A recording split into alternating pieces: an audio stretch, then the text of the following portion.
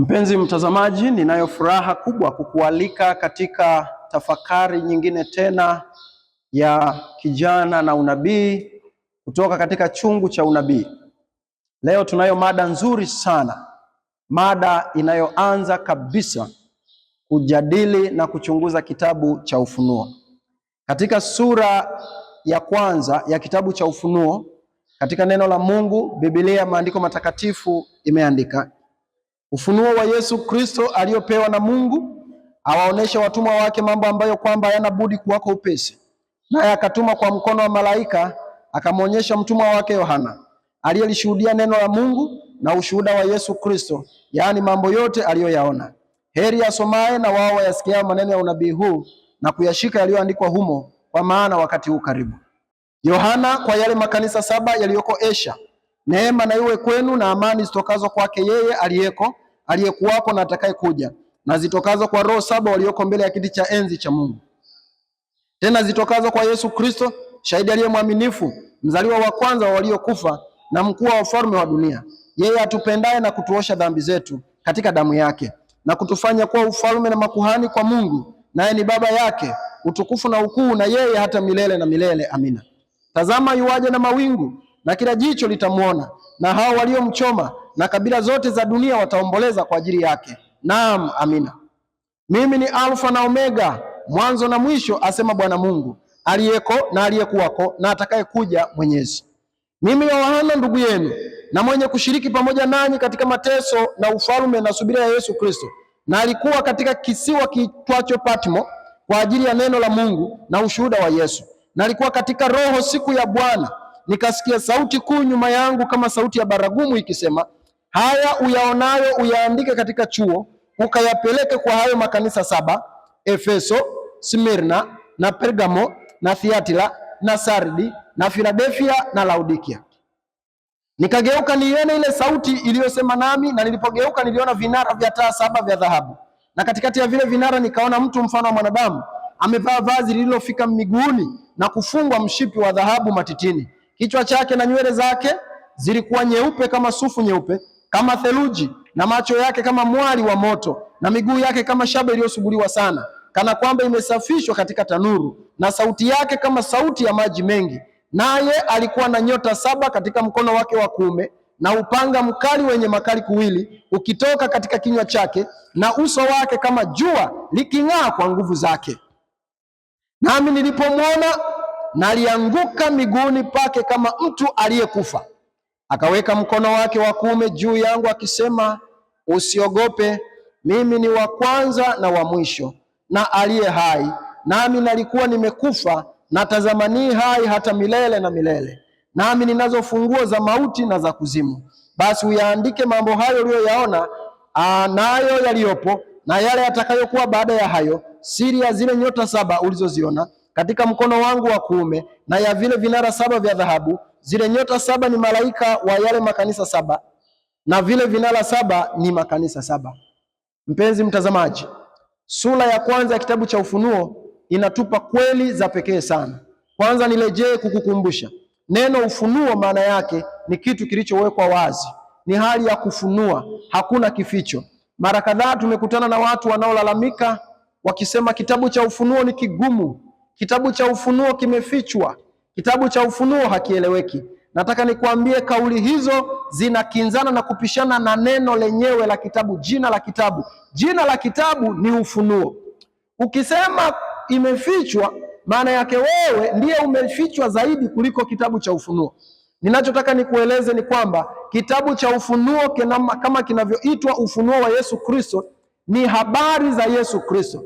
Ingekuwa ni mpangilio wa injili, baada ya zile injili 4, injili ya Mathayo, injili ya Marko, injili ya Luka, injili ya Yohana, ningeweza kutambulisha kitabu cha Ufunuo kuwa injili ya 5, kwa maana ni habari za Yesu Kristo kama zilivyofunuliwa katika zile injili na mwendelezo wake mpaka atakapokuja tena. Na ndio maana tunaona anasema ni Yesu Kristo anatuma kwa mkono wa mtumishi wake Yohana. Yohana anapotumwa, jambo la ajabu ni kwamba anasikia sauti ikimwelekeza. Ile sauti inapomwelekeza anavuta hisia yake na usikivu, anageuka aitazame. Anasema alipotazama akaona taswira isiyo ya kawaida. Alitarajia atakutana na mwanadamu mwenye kichwa cha kawaida, macho ya kawaida, umbo la kawaida linaloeleweka, lakini anasema anaona vitu vya kutisha.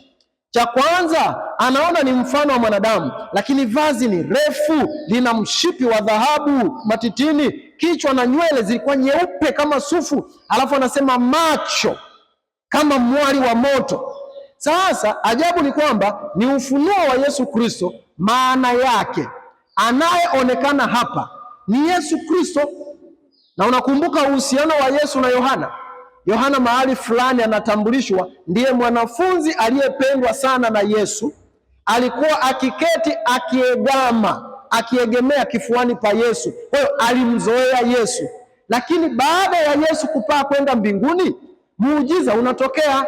Yesu anajitambulisha tena si kama mwanadamu, anajitambulisha katika hadhi ile ya uungu aliyokuwa nayo kabla. Mnakumbuka tulichunguza tukaona Yesu anamuomba Baba katika Yohana 17 fungu la 5 ya kwamba unipe ule utukufu niliokuwa nao pamoja nawe kabla.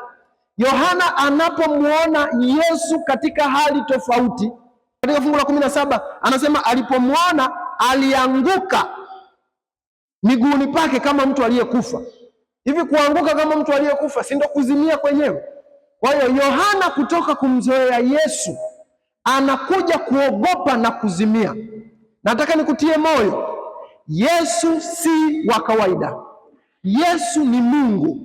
Matendo yake si ya kawaida, matendo yake ni ya kiungu.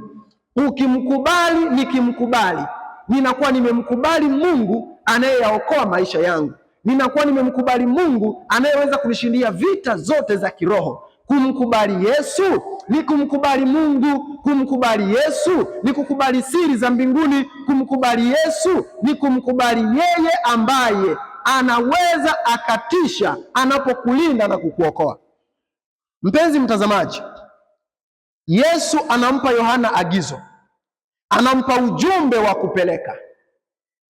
Kitu ambacho ninatamani tukichunguze mimi na wewe katika mwendelezo wa masomo haya ni ya kwamba kitabu cha Ufunuo kinaweza kuwa kina mitazamo miwili.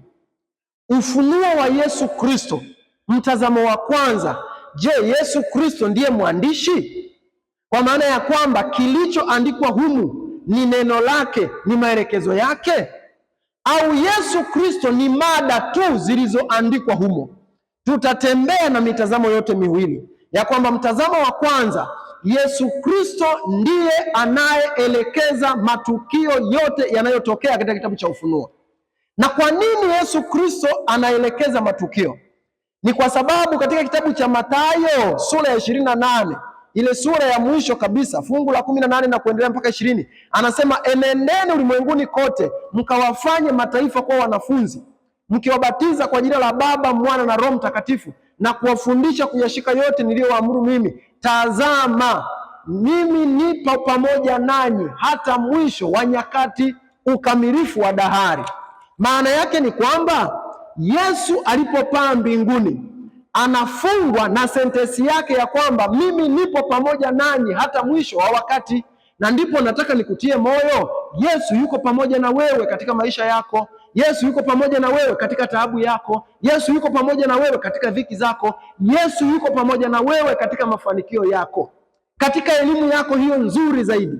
Yesu yuko pamoja na wewe katika afya yako hiyo bora zaidi, hujawahi kulazwa hospitali. Yesu yuko pamoja na wewe katika afya yako mgogoro ambayo mara kwa mara unahitajika kunywa dawa. Yesu yuko pamoja na wewe. Yesu yuko pamoja na watoto wako. Yesu yuko pamoja na familia yako. Yesu yuko pamoja na elimu yako. Yesu yuko pamoja na uchumi wako. Katika biashara yako hiyo iliyo nzuri, Yesu yuko pamoja na wewe. Katika biashara yako inayosuasua, Yesu yuko pamoja na wewe. Katika ajira yako, katika cheo ulicho nacho, Yesu yuko pamoja na wewe. Alisema mimi nipo pamoja nanyi hata mwisho wa nyakati. Alivyojifunua kwa Yohana, anajifunua kwangu na kwako, kwa sababu Yohana alitumwa kwenda kumfunua Yesu Kristo. Yohana anaagizwa kufanya Yesu Kristo ajifunue. Yohana anaagizwa kumfanya Yesu Kristo ajulikane, na ni kupitia kitabu cha Ufunuo tunafunuliwa siri za Yesu Kristo, anavyotupenda, anavyotuandalia mazingira, anavyopigana vita yetu. Mpenzi mtazamaji, sura ya kwanza ya kitabu cha Ufunuo ni sura inayofariji ya kwamba kumbe Yesu bado yu pamoja nasi kama alivyoahidi. Hofu na mashaka vinatoka wapi? Wasiwasi unatoka wapi? Ikiwa yeye alikuwa Mungu, akatabiriwa atazaliwa, na kweli akazaliwa, akahudumia wanadamu kwa upendo, akafa, akazikwa, akafufuka, akapaa mbinguni, na kabla ya kupaa akasema atakuwa pamoja nasi hata mwisho wa nyakati. Nataka nikutie moyo, Yesu yuko pamoja na wewe. Ukimuomba anasikia, ukimuita anakuja, ukimtafuta utamuona.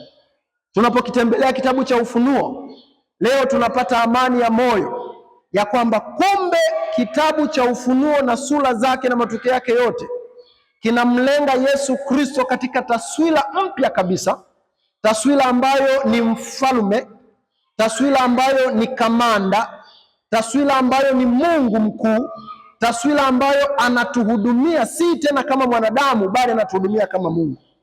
Na sasa tunapomalizia sura hii ni agizo la Yesu Kristo kwa mtume Yohana kwenda kwa kile kilichoitwa makanisa saba.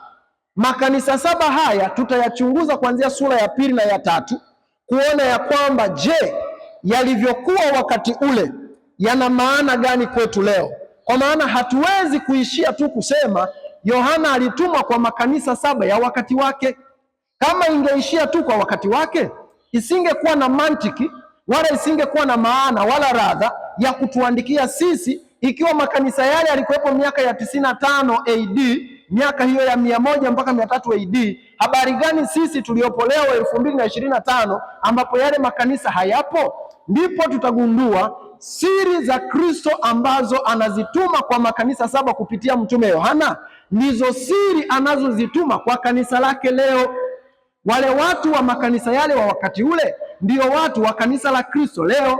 Kwa hiyo ujumbe wa Kristo kwa makanisa saba ni ujumbe wa Kristo kwa kanisa lake leo. Na kanisa lake ni nani? Ni mimi. Kanisa lake ni wewe. Kanisa la Kristo ni sisi. Kanisa la Kristo ni ulimwengu. Kanisa la Kristo ni jamii ya watu watakaokubali kwamba Yesu ni Bwana, Yesu ni Mwokozi, Yesu ni mfalme wa maisha yao. Kanisa la Kristo ni wale wanaoamini nguvu za Kristo, ya kwamba Yesu anaponya, Yesu anaokoa, Yesu analinda, Yesu anatunza, na kwamba Yesu anarudi tena upesi kwa ajili ya kutuchukua twende naye mbinguni, kwa ajili ya kwenda kuishi naye milele katika ulimwengu ambao hautakuwa na dhambi tena. Mpenzi mtazamaji, karibu katika kukitafakari kitabu cha Ufunuo. Ninakuomba urejelee tena sasa kusoma hii sura ya kwanza ili ugundue namna ambavyo Yesu ametambulishwa katika mtazamo mwingine kabisa. Anatambulishwa kama mfalme, anatambulishwa kama mtu mkuu. Yohana anazimia. Unajua ni kichekesho ya kwamba Yohana aliyezoea kuegemea katika kifua cha Yesu, sasa ni Yohana ambaye anamuona Yesu anazimia. Ninakutia moyo, Yesu aliyemuona Yohana akazimia ni Yesu ambaye akijitambulisha leo katika maisha yako, si kwamba utazimia, lakini utapata badiliko katika maisha. Yale yote yaliyozoea kukunyongonyeza, unapata nguvu mpya. Karibu katika safari ya ufunuo. Karibu katika safari ya kuchunguza kitabu cha Ufunuo. Karibu katika kumchunguza Yesu Kristo kama alivyojifunua katika kitabu cha Ufunuo. Tuombe tunapohitimisha. Baba, katika jina la Yesu, ninakushukuru sana. Ulijitambulisha Yesu katika Ufunuo. Mtumishi wako aliyekuzoea Yohana alipokuona katika taswira nyingine akazimia. Tunaomba unapojitambulisha kwetu leo tusizimie, lakini shetani anayetuwinda ndiye azimie.